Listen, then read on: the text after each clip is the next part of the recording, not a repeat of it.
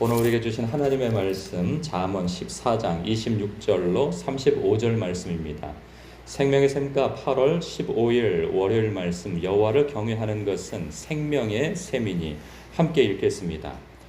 여호와를 경외하는 자에게는 견고한 의뢰가 있나니 그 자녀들에게 피난처가 있으리라.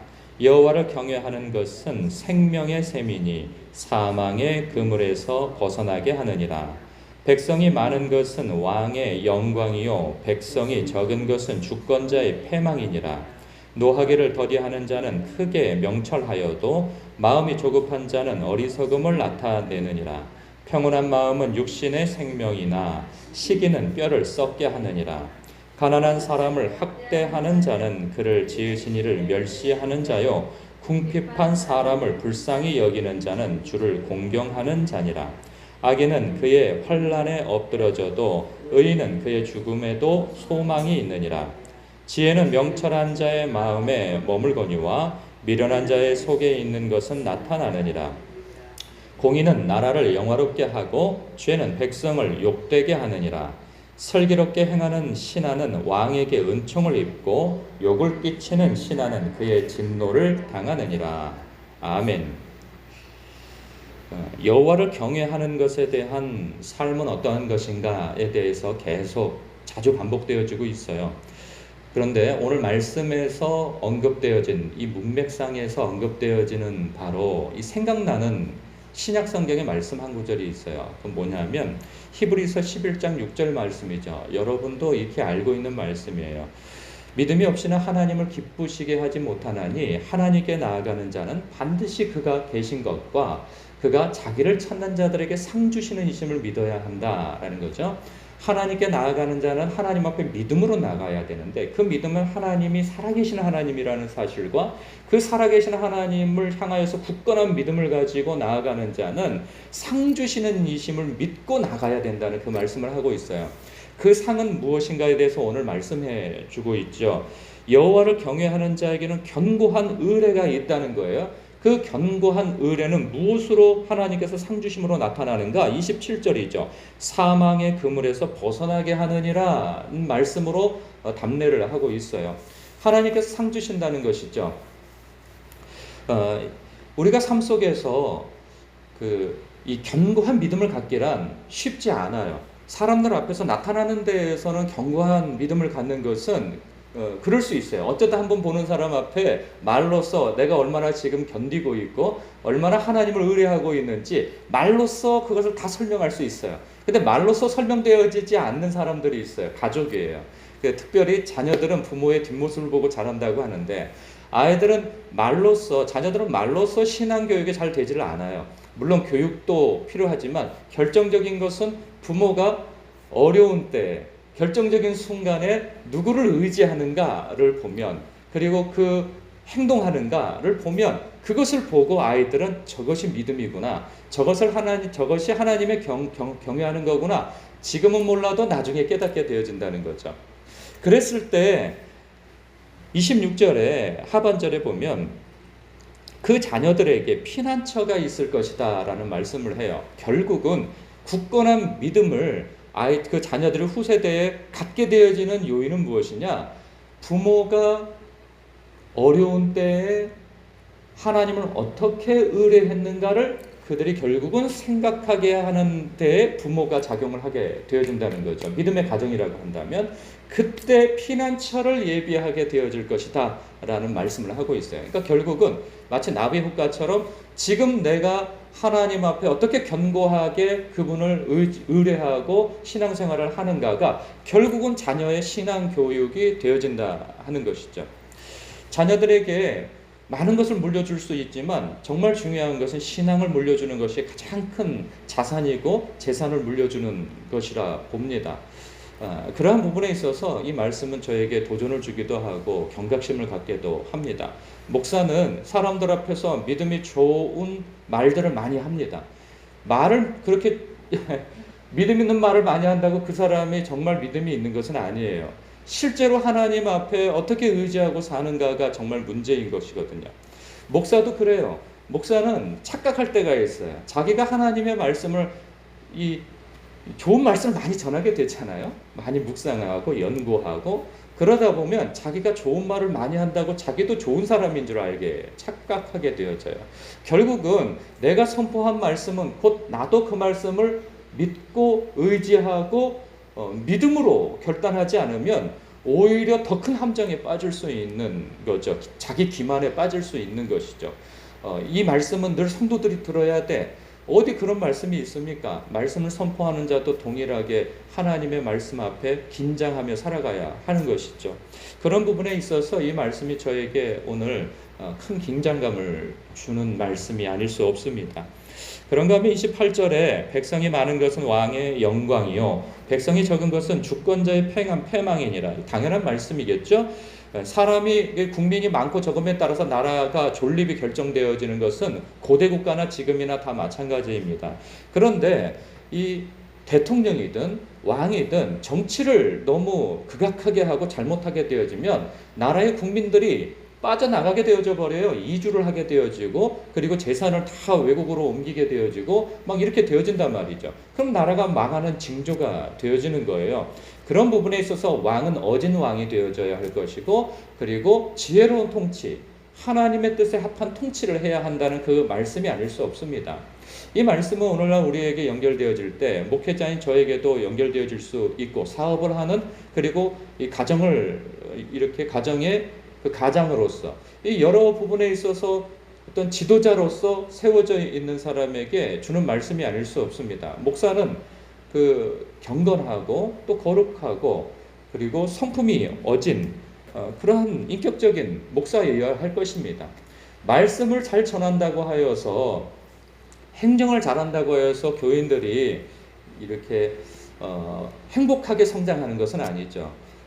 어떤 성품과 거룩함과 어떤 공의로움, 사랑 이러한 것들이 이렇게 겸비가 되어질 때 성도들이 안정감을 가지고 또 사랑을 느끼고 그 속에서 행복감을 갖게 되어지는 것이죠. 그럴 때 교회가 풍성하게 되어지는 것이고 성도들이 안정감 가운데에서 이 교회가 든든하게 서가는 거 아니겠습니까? 그러한 것은 뭐 회사를 경영하는 사람도 마찬가지일 것입니다. 그러니까 사람을 나의 어떤 그 번영을 위하여서 이용하는 사장이고 경영자라고 한다면 바로 설 수가 없는 거죠. 사람들은 결정적인 순간에 떠나게 되어집니다. 기회를 쫓아. 그러나 사람을 소중히 여기는 회사고 경영자라고 한다면 그 회사에는 사람들이 몰리게 될 것입니다. 이치는 다 그런 이치인 것이죠. 그런가 하면 29절을 보면 노하기를 더디하는 자는 크게 명철하여도 마음이 조급한 자는 어리석음을 나타내느니라. 야고보서 1장 20절에 보면은 사람이 성내는 것은 하나님의 의를 이루지 못한다 말씀이 있어요. 그런데 우리 한국인의 기질은 성내는 게 특징이죠. 그러면 사실 그 사람 입장에서는 바로 성내는 것은 아니에요. 참다가 뻥 터지는 거거든요. 근데 그 뻥 터질 때에는 사소한 것에 터져요. 그러니까 그렇게 화를 낼 만한 그러한 상황에서 터지는 게 아니고 상대방이 깜짝 놀라는 거죠. 왜 이렇게 화내냐고. 근데 왜 갑자기 또 화나냐고. 근데 그 사람 입장에서는 내가 갑자기 화나는 거야. 이게 돼요. 그러니까 우리는 맨날 참다가 그냥 사소한 것을 뻥 터져버리니까 그 받는 사람도 그것을 그 화내는 사람의 마음만큼 받지를 못하는 거예요. 왜 화내는지 이유를 모르는 거죠. 대부분의 자녀들이 부모에게서 느끼는 것 아닐까 싶습니다. 뿐만 아니라 우리가 교회 생활 안에서도 마찬가지고 사회생활 안에서도 마찬가지고 노하기를 더디하는 자는 크게 명철하다고 하는 데 있어서 우리가 교훈을 받아야 할 것입니다. 노하고 사람이 혈기가 날 때 어떤 결정을 하는 것을 뒤로 미뤄야 하고 혈기가 날 때 말하는 것을 참아내야 하는 것이죠. 그 자리를 피해야 지혜로운 사람입니다. 근데 대부분 그러기가 너무 힘들어요. 이 혈기를 참다 보면 자기가 견디질 못하니까 결국은 터뜨리다가 나중에 그 뒷수습하느라 참 애먹는 경우들이 많은데 이 말씀을 우리 한국인의 기질에서는 좀 마음에 새겨들어야 할 말씀이 아닐까 생각되어집니다. 30절에는 평온한 마음은 육신의 생명이나 시기는 뼈를 썩게 하느니라. 사람이 평온을 잃게 되어지는 이유가 시기 때문이라고 그래요. 형제간에도 경쟁을 하죠. 심지어는 목사들 사이 세계에서도 경쟁을 합니다. 이 선의의 경쟁이라고 하면 좋을 일인데 선의의 경쟁보다는 그 비교 의식 때문에 나오는 그 경쟁심 때문에 마음이 평온을 잃게 되어지고 뼈를 썩게 만들게 되어질 스트레스에 사로잡히게 되어집니다. 이러한 일에 있어서 늘 조심해야 되겠다는 생각을 갖습니다. 어렸을 때는 늘 부모님이 쟤는 저런데 너는 왜 그러냐 이런 것 때문에 늘 상처를 받으면서 내 사람은 자라오다가 성장하고 나아지면은 이제는 누가 뭐라 그러지 않아도 자기 스스로 누구와 비교하는 것 때문에 스스로를 괴롭히는 일들이 얼마나 많습니까? 우리는 특별히 하나님의 음성을 듣기를 힘써야 합니다.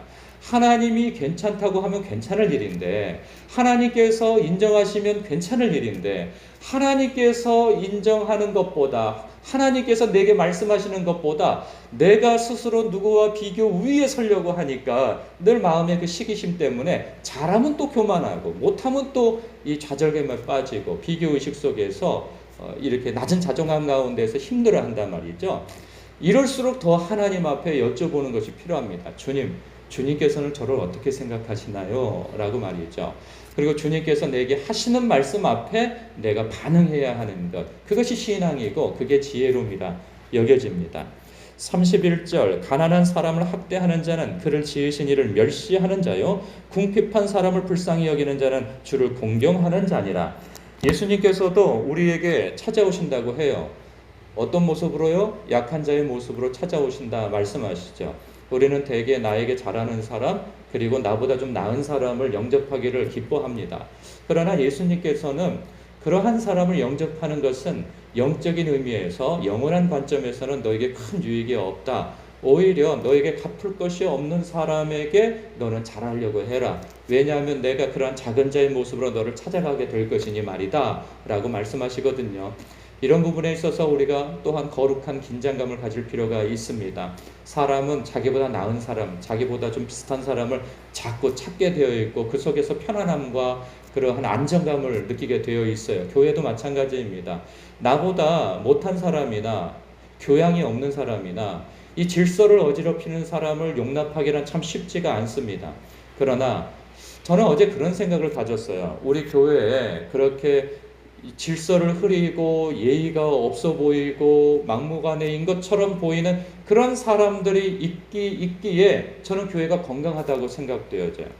여러분 좀 역설적이기도 하지만 성경을 불러줬는데 후딱후딱 금방 찾는 사람들만 있다? 이거 교회가 건강한 게 아닙니다. 어떤 의미에서? 왜? 늘 믿는 사람만 앉아 있는 거예요. 새로운 사람이 새신자가 와서 앉아 있으면 어떻게 성경을 금방 찾습니까? 기다려줘야죠. 옆에서 도와줘야죠. 그리고 늘 예의를 갖추고 앉아있는 사람만 있을 것 같으면 여러분 교회가 건강한 게 아닙니다.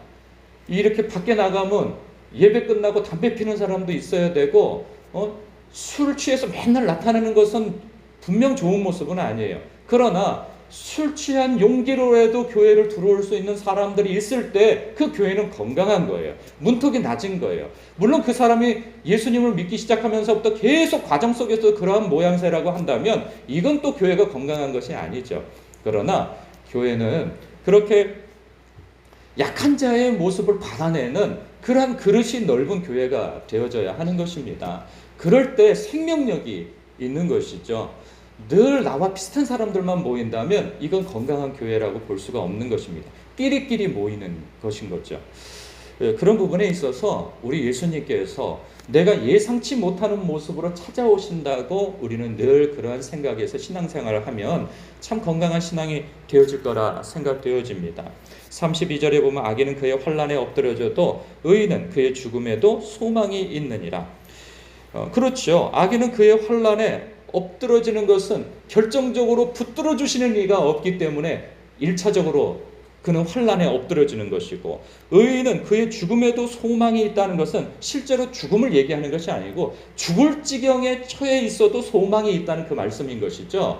그래서 주님께서 때를 따라 돕는 은혜로서 결정적인 순간에 벼랑 끝에 서 있어도 그 앞을 지키고 계시는 이가 있다 하는 것이 우리의 소망이라는 것이죠.